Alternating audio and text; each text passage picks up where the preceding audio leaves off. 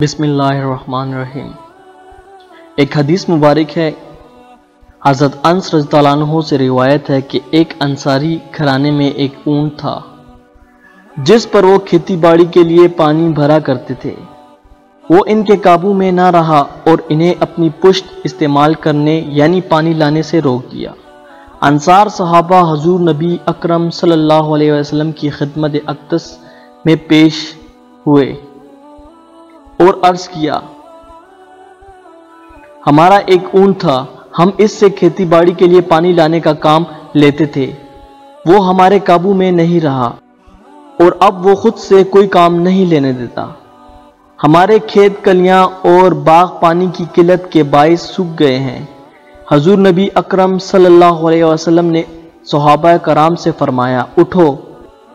پس سارے اٹھ کھڑے ہوئے اور اس انصاری کے گھر تشریف لے گئے۔ آپ صلی اللہ علیہ وسلم احاطہ میں داخل ہوئے تو اونٹ جو کہ ایک کونے میں تھا، حضور نبی اکرم صلی اللہ علیہ وسلم اس اونٹ کی طرف چل پڑے۔ انصاری کہنے لگے، یا رسول اللہ، یہ اونٹ کتے کی طرح پاولا ہو چکا ہے اور ہمیں اس کی طرف سے آپ پر حملے کا خطرہ ہے۔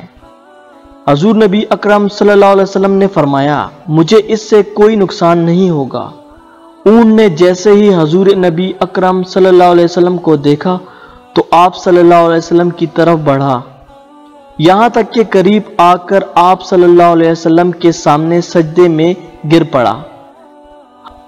حضور نبی اکرم صلی اللہ علیہ وسلم نے اسے پیشانی سے پکڑا اور حسب سابق دوبارہ کام پر لگا دیا۔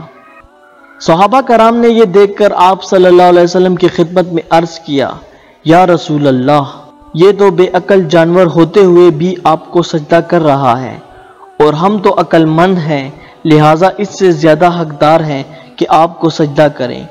ایک روایت میں ہے کہ صحابہ نے عرض کیا، یا رسول اللہ، ہم جانوروں سے زیادہ آپ کو سجدہ کرنے کے حقدار ہیں۔